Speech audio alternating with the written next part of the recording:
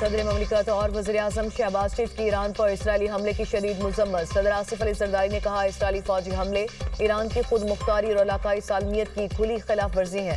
اقوام متحدہ کے چارٹر اور بین الاقوامی قانون کے بنیادی اصولوں کی سراسر خلاف ورزی ہے۔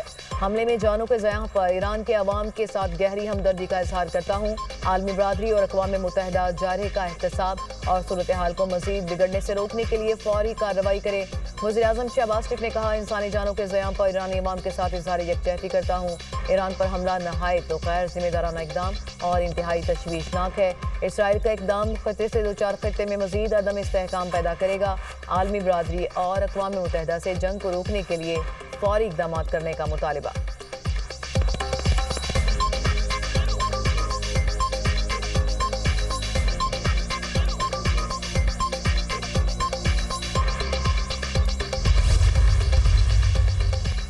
قومی اسمبلی اور سینٹ میں ایران پر اسرائیلی حملے کے خلاف متفقہ طور پر قرارداد منظور۔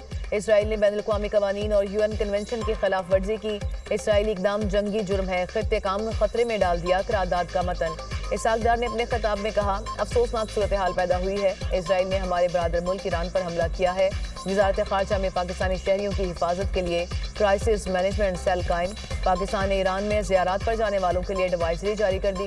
موجودہ صورتحال میں پاکستانی زائرین سفر کرنے میں محتاط رہیں، دفتر خارجہ۔